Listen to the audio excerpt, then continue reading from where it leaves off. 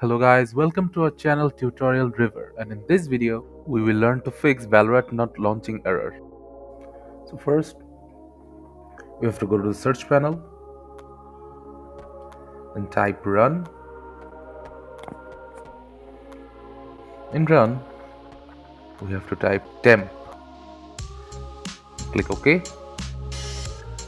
Now delete all the files here. Now go to run again.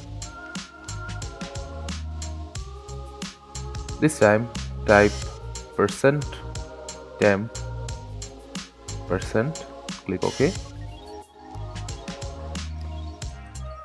Now delete all the files in here as well. If an error occurs, just close any program or browser you have opened up, then it will do as usual.